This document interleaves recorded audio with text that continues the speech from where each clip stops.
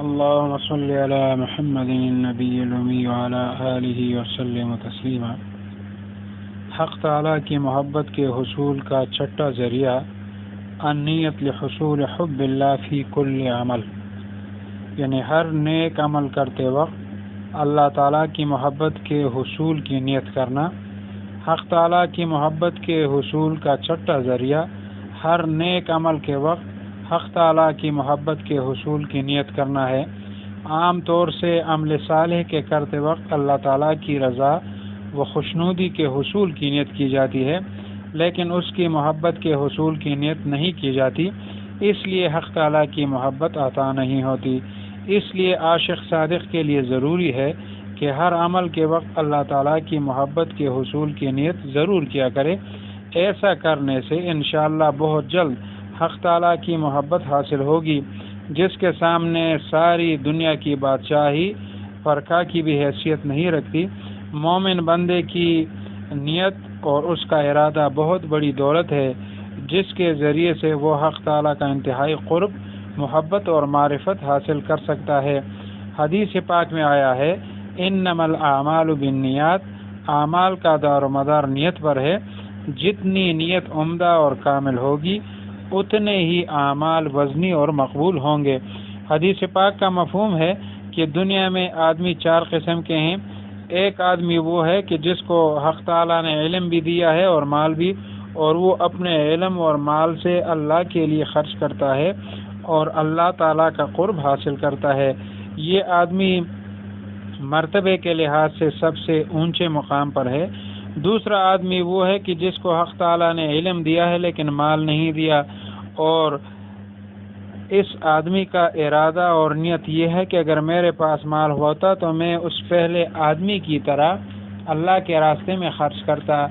یہ آدمی مرتبے اور درجے میں پہلے آدمی کے ساتھ برابر ہے۔ تیسرا آدمی وہ ہے جس کو حق تعالیٰ نے مال دیا ہے لیکن علم نہیں دیا۔ یہ آدمی رات دن اللہ کی نافرمانی میں مال کو خرچ کرتا ہے، یہ سب سے بدترین آدمی ہے۔ چوتھا آدمی وہ ہے کہ جس کے پاس نہ مال ہے نہ علم۔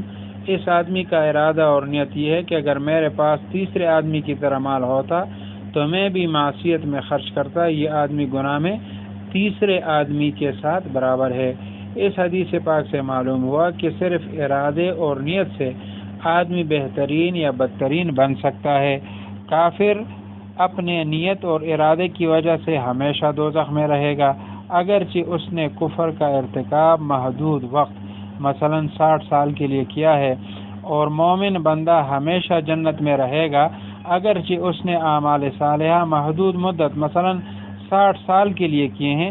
کافر کی چونکہ نیت یہ ہے کہ اگر بالفرض اسے موت نہ آئے تو ہمیشہ کفر پر قائم رہے گا، اس لیے حق تعالیٰ اس کی نیت پر فیصلہ کر کے اسے ہمیشہ دوزخ میں رکھیں گے۔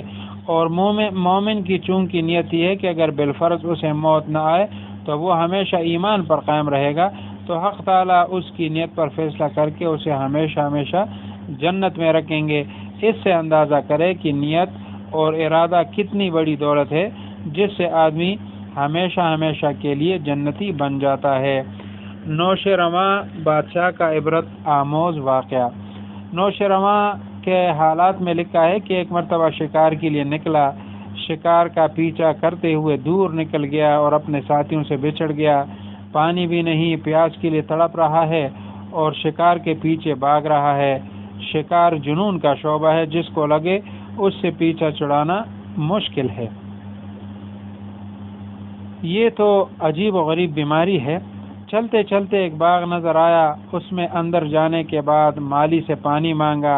مالی اس کے طمطراق کو دیکھ کر سمجھ گیا کہ یہ ہمارا بادشاہ ہے۔ اس نے دستبستہ عرض کی کہ حضور پانی تو نہیں ہے، اگر حکم ہو تو انار کا رس پیش کروں۔ کہا لاؤ۔ اس نے ایک انار توڑا اور توڑنے کے بعد ایک گلاس بھرا۔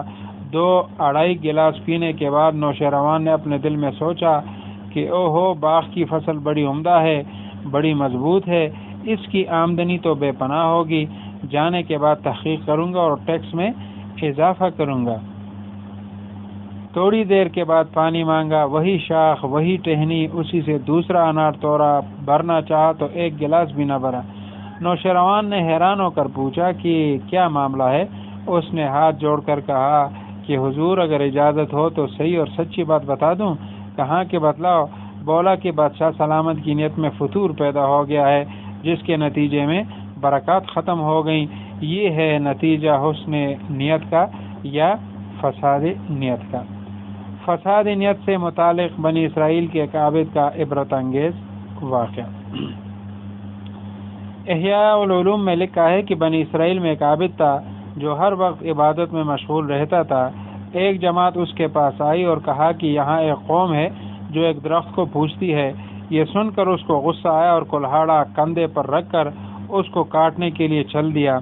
راستے میں شیطان ایک بوڑھے مرد کی صورت میں ملا۔ عابد سے پوچھا کہاں جا رہے ہو؟ اس نے کہا فلاں درخت کاٹنے جاتا ہوں۔ شیطان نے کہا تمہیں اس درخت سے کیا واسطہ؟ تم اپنی عبادت میں مشغول رہو۔ تم نے اپنی عبادت کو ایک محمل کام کے واسطے چھوڑ دیا۔ عابد نے کہا یہ بھی عبادت ہے۔ شیطان نے کہا میں نہیں کاٹنے دوں گا۔ دونوں میں مقابلہ ہوا۔ وہ عابد اس کے سینے پر چڑھ گیا۔ شیطان نے اپنے کو عاجز دیکھ کر خوشامد کی اور کہا اچھا ایک بات سن لے۔ عابد نے اس کو چھوڑ دیا۔ شیطان نے کہا اللہ نے تجھ پر اس کو فرض تو نہیں کیا، تیرا اس سے کوئی نقصان نہیں، تو اس کی پرستش نہیں کرتا۔ اللہ کے بہت سے نبی ہے، اگر وہ چاہتا تو کسی نبی کے ذریعے سے اس کو کٹوا دیتا۔ عابد نے کہا میں ضرور کاٹوں گا۔ پھر مقابلہ ہوا۔ وہ عابد پھر اس کے سینے پر چڑھ گیا۔ شیطان نے کہا اچھا سن، ایک فیصلے والی بات تیرے نفع کی کہوں؟ اس نے کہا کہ شیطان نے کہا کہ تو غریب ہے، دنیا پر بوجھ بنا ہوا ہے، تو اس کام سے باز آ، میں تجھے روزانہ 3 دینار دیا کروں گا جو روزانہ تیرے سرہانے رکھے ہوئے ملا کریں گے۔ تیری بھی ضرورتیں پوری ہو جائیں گی، اپنے اعزاء پر بھی احسان کر سکے گا، فقیروں کی مدد کر سکے گا اور بہت سے ثواب کے کام کر سکے گا۔ اس میں ایک ہی ثواب ہے اور وہ بھی بیکار کہ وہ لوگ پھر دوسرا لگا لیں گے۔ عابد کی سمجھ میں آ گیا، قبول کر لیا۔ 2 دن تو ملے، تیسرے دن سے ندارت۔ عابد کو غصہ آیا اور کلہاڑی لے کر پھر چلا۔ راستے میں وہ بوڑھا ملا، پوچھا کہاں جا رہے ہو؟ عابد نے بتایا کہ اسی درخت کو کاٹنے جا رہا ہوں۔ بوڑھے نے کہا کہ تو اس کو نہیں کاٹ سکتا۔ دونوں میں جھگڑا ہوا تو وہ بوڑھا غالب آ گیا اور عابد کے سینے پر چڑھ گیا۔ عابد کو بڑا تعجب ہوا، اس سے پوچھا کہ یہ کیا بات ہے کہ تو اس مرتبہ غالب ہو گیا؟ اس بوڑھے نے کہا کہ پہلی مرتبہ تیرا غصہ خالص اللہ کے واسطے تھا، اس لیے اللہ تعالیٰ نے مجھے مغلوب کر دیا۔ اس مرتبہ اس میں دیناروں کا دخل تھا، اس لیے تو مغلوب ہوا۔ حق یہ ہے کہ جو کام خالص اللہ کے واسطے کیا جاتا ہے اس میں بڑی قوت ہوتی ہے۔ دا اللہ تعالیٰ دی محبت دی حاصلولو شپږمه ذریعہ چې دا چې دی اللہ تعالیٰ دی محبت دی حصول نیت بسړی کی په هر عمل کې۔ عام تو حضرت رحمت الله علیه دی فرمایي چې عام طور باندې سړی نیک کارونه کوي، دغه وخت کې دی الله تعالیٰ دی رضا دی خوشنودی نیت خو انسان کوي، لیکن دی الله تعالیٰ دی محبت دی حاصلولو نیت دی نه کوي، دیو جن د محبت نه حاصلېږي۔ یو عاشق لدا ضروری ده چې هر عمل دی کې هغه کې د الله تعالی د محبت د حصول نیت ته ضرور کې چې دا سدي کې ان شاء الله تعالی دا محبت به ته حاصل شي او د دې محبت په مخ کې پوره دنیا چې دا بیا هیڅ شی نه دی۔ د مؤمن بنده نیت او اراده چې دا ډېر لوی دولت ته او د سره انتهایی د الله تعالی قرب چې دی هغه سړی ته حاصل شي۔ او حدیث شریف کوم دی چې انما الاعمال بالنیات، چې څومره یعنی اعمال دارمدار په نیت باندې او څومره چې عمده او ښه کامل نیت وي دومره اعمال چې دی هغه به وزنی وي۔ نو الله تعالی دې موږ له بهترین نه بهترین نیت کولو او د الله تعالی د محبت د حصول نیت چې دی د دې توفیق راکړي چې دا موږ هر عمل چې کوو چې دی کې د نیت کوو چې الله تعالی خپل مینا محبت موږ ته عطا کړي، چې د الله تعالی محبت عطا شکله بیا به د الله تعالی هر حکم منل چې دی هغه به آسان شي، بلکې حضرت رحمت الله علیه فرمایل چې آسان به نشي بلکې لذیذ تر به شي سړي دپاره، ځکه چا سره چې د سړي مینه وي نو د هغه هر حکم د دپاره منل چې وي هغه بیا آسان وي او دی هغه حکم چې بیا دی پوره کړي نو دی پکې خوند او مزه محسوس کوي۔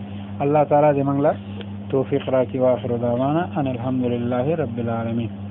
اللهم صل علی محمد النبی الامین